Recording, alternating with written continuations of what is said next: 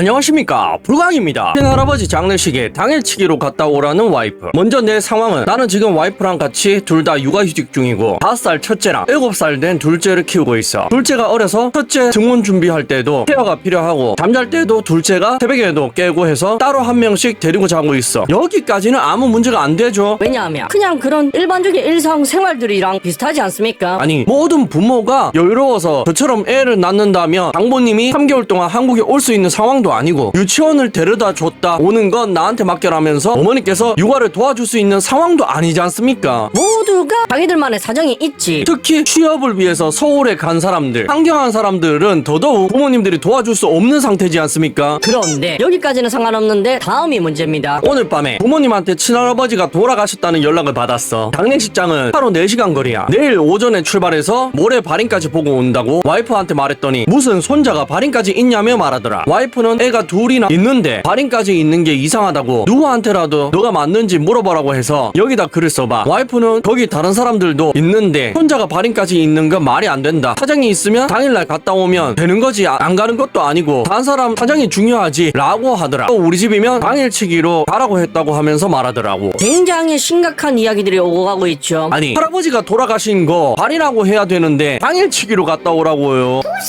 이게 정상적인 사고를 하는 사람들 같습니까? 여러분들 이해가 가세요? 심지어 직장을 다니고 있는 것도 아니야. 육아휴직 중이라서 회사에 말할 필요도 없는 상황이죠. 그런데 오직 뭐 때문에 저런 이야기를 하냐? 이틀 동안 아이를 자기 혼자 봐야 된다는 것 때문에 와이프가 남편에게 저런 이야기를 하고 있다는 거죠. 여러분들 이 예시에 소름이 돋으셔야 됩니다. 놀랍게도 여러분들이 아는 개막장 독박 외벌이 시리즈도 아니고요. 애 하나 낳고 남편 재산 분할하려는 마음을 먹은 사람들 이야기도 아니야. 애가 둘이라니까. 부부끼리 잘 맞으니까 합이 잘 맞아서 둘 낳았을 거 아닙니까? 그런데 사랑해서 육아휴직까지 같이 쓰면서 육아를 하는 부부가 남편의 친할아버지가 돌아가셨는데 당일치기로 갔다 오라고 와이프가 이야기하고 있다니까. 말이 되는 소리를 해. 물론 어느 정도는 이해가 갑니다. 왜냐하면은 한국에는 돌아가신 할아버지들이 어린 손주를 데리고 간다 해서 임신 중이거나 몇 개월 안 된 애가 있는 집은 장례식장에 무조건 오지 말라고 이야기하는 곳도 있죠. 그런데 누구 한정? 며느리 한정. 와이프 한정이지 않습니까? 남자들은 무조건 가야 되잖아. 그리고 장례식장 갔다 오는 도중에 어디 한번 들렀다가 소변 보고 소금 더 뿌리고 오는 미신이 있지 않습니까? 귀신이 들러붙지 않게. 그런 미신이 있는 거 압니다. 아는데 그것도 다 헛소리야. 사람이 얼마나 남편을 존중하는지 안 하는지가 진짜 중요한 거거든요. 왜냐하면 제 지인 예시를 들어드리겠습니다. 지인 중에 어머니가 돌아가신 분이 있어. 그럼 그 지인이 얼마나 슬플까요? 마음이 심란하겠죠. 사리 분별도 잘 안 되고. 그런데 마침 그 지인 와이프가 임신 중이었단 말이야. 그런데 그 집안 어른들이 다 뭐라고 한 줄 아십니까? 임신 중인 여자가 어디 상갓집에 오냐고. 어른들이 재수씨 보고 임신 중이니 절대 오지 말라고 신신당부를 했다니까. 근데 재수씨가 뭐라 한 줄 아세요? 헛소리 하지 말라면서 내가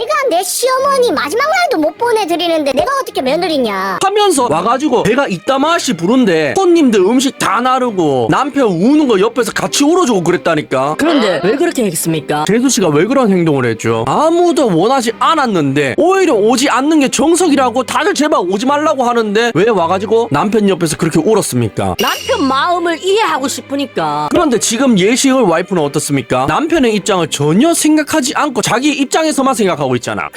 그러니까 사랑도 다 같은 사랑이 아니라는 거지. 자기 혼자 사랑하고 이기적인 마인드를 가진 자기밖에 모르는 입장을 고수하는 사랑이 현대사회에 사랑이라는 이름으로 고착화돼서 지금 굉장히 많은 일들이 벌어지고 있지 않습니까? 여기에 대한 예시가 정말 많다니까 여러분들. 사랑은 하는데요, 그 사랑이 남편 입장을 생각 안 하고 오직 자기 입장에서만 생각하는 이기적인 사랑이 많다니까. 일단 가벼운 예시로 첫 번째 게시글에 달린 댓글들만 읽어드리겠습니다. 와이프 입장에선 충분히 힘들 수도 있지. 이건 형이 잘못했다. 라면서 야, 이젠 간호사 타이틀 달고 남자인 척하고 있네. 형 이러고 있네. 직업이라도 비공개로 가리고 좀 이야기해라. 이제는 노력해서 숨길 생각도 안 하고 있죠. 이 언니 아들은 남자인 척을 도대체 왜 하는 거야? 이해를 할 수가 없네. 애기 둘인데 그냥 올라와도 될 것 같은데. 애기 둘이 아니라 플러스 뱃속에 아기가 있어도 내 시어머니, 내 친할아버지 발인은 당연히 며느리인 내가 봐야 하는 여자가 있는 반면 남편이 장손인데도 당일치기 해야 된다 된다고 생각을 가진 사람들이 나뉜다니까. 현대사회에서 사랑은 이렇게 나뉜다니까요. 둘째 7개월이면 그럴 수도 있지. 처갓집에서는 못 도와준대. 속상할 수는 있는데 처갓집이 2일만 도와주면 되는 거 아니야? 라는데 그럴 수도 있지라니요. 그 처갓집에서도 게시글에 나와 있잖아. 당일치기가 맞다고 장인 장모가 이야기하고 있다니까. 그 부모님의 그 딸이라고요. 그리고 이런 문화, 남편의 입장에서 생각을 안 하고 자기 입장에서만 사랑하고 싫어하고 북치고 장구치는 현대 한국에 고착되어 있는 여성들의 사랑이 어디까지 뿌리 깊게 박혀 있는지 여러분들에게 더 알려드리고 싶거든요. 예시가 너무 극단적이잖아. 친할아버지가 돌아가셨다는 예시는 흔한 예시는 아니지 않습니까? 결혼하기 전에 돌아가셨을 수도 있고 원래 할아버지가 태어나기 전에 없으셨을 수도 있고 그럴 수도 있기 때문에 여러분들에게 확실히 와닿을 수 있게 다른 예시를 한번 보여드리겠습니다. 아내 편 안 들어주는 챗 GPT라는 영상 출처고요. 아내가 묻습니다. 남자들은 왜 화장실에만 가면 안 나오는 거야? 맨날 유튜브 보고 저기서 깔깔거리고 놀고 있는 거 왜 그러는 거야 대체? 라고 AI에게 물으니 이렇게 답합니다. 그건 네가 남편을 좀 쉬게 해주질 않아서 그런 거야. 집에서 편하게 숨 돌릴 틈이 없으니까 화장실이 유일한 피난처가 된 거지. 근데 또 그걸 불평해? 라고 대답하는데요. AI가 왜 저렇게 대답했겠습니까? 한국을 변화된 사랑에 문제가 있다는 거지 않습니까? 자기 자신밖에 모르고 지피지기를 안 하고 남편 입장에서 생각을 안 하는 그런 사랑에 문제가 있다는 거잖아요. 자기 힘든 것만 주장하고 일 갔다 온 남편에게 집안일 도와라, 육아 도와라, 쉬지 말고 일해라, 자기 전까지 계속 움직여라 하는 게 정상은 아니지 않습니까?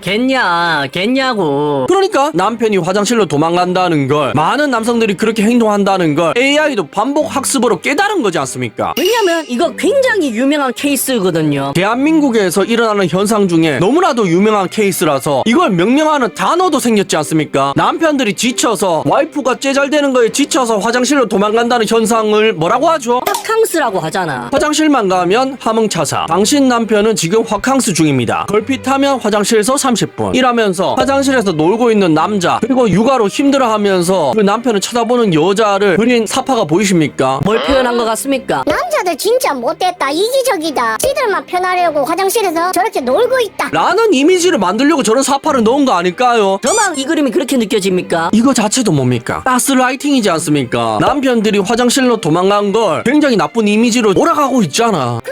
그런데 왜 그렇습니까? 우리 남편들 입장에서 한번 생각해 봅시다. 물론 저는 이해를 못하겠지만 저런 상황에 놓이지 않아서. 하지만 왜 남자들이 화장실로 도망가는지 정도는 영상을 하도 많이 만들어봐서 알고 있거든요. 왜 그렇죠? 한 씨도 가만히 쉬는 꼴을 못 보니까. 자기는 육아라는 일을 하고 집안일을 하고 있는데 남편은 소파에서 눈 붙이거나 취미생활을 하는 꼴을 못 보겠으니까. 찌피지기를 못해서 저렇게 된 거잖아. 여러분들, 사람은요 하루에 몇 시간은 적어도 쉬어줘야 됩니다. 제가 사무직도 해보고 현장직도 해보고 공장, 물류센터 온갖 군데에서 다 일해본 경험으로 있지 않습니까? 그 어떤 일도 2시간을 일하면은 30분 정도는 쉬어줘야 돼요. 물론 그런 게 유지가 안 되는 곳이 있죠. 어떤 곳입니까? 건설 현장이잖아. 그래서 노가다가 힘들다고 이야기하는 거잖아. 그런데 그거 누가 시켜서 그렇게 하는 겁니까? 아니에요. 2시간 일하고 3시간 일하고 15분 정도 쉬는데 그것도 안 쉬는 사람들도 있습니다. 오후에 일부러 쉬는데 그거조차 안 쉬는 사람들도 있다고요. 휴게 시간을 줘도 안 쉬는 사람들이 있다고. 왜 그렇습니까? 그 시간을 진짜 쉬어버리면 일이 늦게 끝나니까. 4시에 끝날 거 5시에 끝나고 5시에 끝날 거 6시에 끝나니까 시간 내로 작업을 마치거나 일찍 쉬려고 쉬지 않고 작업을 하는 거라니까요. 누가 시키지도 않았는데 작업자들이 그렇게 하는 거란 말입니다. 그래서 노가다가 힘든 거지 않습니까? 돈 내기니까. 자기가 맡은 일을 다 해야 되니까. 근데 그런 일을 제외하고는 다들 쉽니다. 쉬어야지 몸이 굴러갈 수 있고 생각을 제대로 할 수가 있으니까. 인간은 기기가 아니니까. 그런데 그런 일을 끝마치고 와서 녹초가 돼 있는 남편들에게 와이프들은 계속해서 일을 시키잖아. 잔소리를 하잖아. 제가 항상 말씀드리죠. 맞벌이는 좀 특별한 케이스다. 어차피 맞벌이는 몇 퍼센트 안 돼요. 와이프도 아르바이트가 아닌 직업이 있고 남편도 아르바이트가 아닌 직업이 있는 경우는 대략 20% 정도밖에 안 된단 말입니다. 그리고 그 20% 외에 나머지 외벌이는 거의 대부분이 남자들이 하고 있고요. 그러니까 맞벌이는 특수한 케이스라서 제외하더라도 남편들이 무조건 일을 도와줘야 된다, 집안일을 같이 해야 된다, 육아도 같이 해야 된다 하더라도 외벌이는 그러면 안 되지 않습니까? 왜 전업주부, 전업으로 집안일을 맡은 사람이 외벌이 일을 혼자서 하는 남편들을, 일 갔다 온 남편들을 그렇게 일을 시키냐고. 자기 전까지 쉬지도 못하게 만드냐 이 말이죠. 왜 남편들 입장에서 이해를 못해주고 자기들 입장에서만 생각하냐 이 말입니다. 여러분들 잘 생각해보세요. 누가 힘들죠. 여자들 입장에서 더 힘든 거 압니다. 이거는 여자들 편에 서서 이야기하지 않더라도 기본적으로 생각해도 이해할 수가 있잖아. 원래 모든 육체 노동은 여자들보다 남자들이 쉬워요. 이거 같은 남자들이라도 다르잖아. 운동선수 출신이랑 컴퓨터 앞에서 10시간씩 몇십 년을 일했 일했던 사람이랑 똑같은 육체 노동을 시킨다고 생각해봐봐요. 누가 더 잘할 것 같습니까? 같은 일을 시키더라도 효율이 다르다니까. 육체 노동에 적합한 몸을 가진 사람이 훨씬 일을 잘하고 덜 힘들겠죠. 그런데 그게 육아라고 다를까요? 집안일이라고 다릅니까? 다 육체 노동이잖아. 남자가 훨씬 쉽다니까. 그러니까 육아를 하는 여자들 입장에서는 힘들겠지. 운동이라고는 숨쉬기 운동 말고는 해본 적이 없는 여자들이 걷는 것조차 싫어서 남자들 보고 데리고 오라고 해서 차 안에서 가만히 앉아있다가 100m도 움직이지 않는 여자들이 육아란 걸 하면 얼마나 힘들겠습니까? 그런데 그건 여러분들 잘못이잖아. 육아를 하기 전에 육아를 할 수 있는 적합한 몸을 만들지 않은 여러분들 잘못이잖아. 누가 운동하지 말라고 했어요? 걷지 말라고 했습니까? 대중교통 이용하지 말고 남자들 보고 무조건 태워오라고 누가 시켰습니까? 여러분들이 편한 생활 하다 보니까 그렇게 된 거잖아. 그런데 그건 자기들이 육아 준비를 안 해서 그런 건데, 스스로 체력을 약하게 만들어서 그런 건데 누굴 탓합니까? 그리고 남자들은 그렇다고 안 힘듭니까? 또 입장 바꿔서 생각해보라니까. 육아가 집안일이 비교적 남자들이 쉽다는 거지, 남자들이 집안일 육아를 할 수 있을 만큼 에너지를 남겨서 퇴근하는 건 아니잖아. 회사도 바보는 아니라니까. 이 사람에게 완전히 뽑아먹을 만큼 뽑아먹어야지 그 돈을 준단 말입니다. 쉬면서 널널하게 일하는데도 돈을 그만큼 줄까요? 쉬면서 널널하게 일하면 200만원 주겠지. 그렇지 않으니까 300만원 이상 받는 거겠지. 그러니까 그런 회사에 뽑아먹을 만큼 뽑아먹히고 온 남자에게 육아랑 집안일을 시키고 싶냐고. 남자들끼리 있는 전쟁터에서 경쟁을 하고 싸우고 온 남자에게 집안에서조차 쉬지 못하게 하고 싶습니까? 잔소리하고 싶어요. 이해를 할 수가 없네. 그러니까 현대사회의 사랑이 자기중심적으로 이기적으로 변해서 이렇게 된 것 같은데, 우리 입장 바꿔서 생각하는 버릇을 좀 들여보자고. 지피지기면 100점 불태라고 했습니다. 이런 격언이 괜히 오랜 시간 동안 전승된 게 아니라니까. 진짜로 입장 바꿔서 생각해보는 게 굉장히 중요하다고요. 그게 어디서 중요합니까? 사회생활에서도 중요하지만 가족 그리고 연인들끼리 부부들끼리의 사랑관계에서도 굉장히 중요하다니까. 왜? 우리는 행복하기 위해서 사는 거니까. 남편의 입장에서 한번 생각해 보시라니까. 그래야만 여러분들 인생이 더 행복할 수 있다니까요. 남편들을 쪼아서 여러분들 인생이 행복할 수가 없다니까. 꿈속에서 깨어날 시간입니다.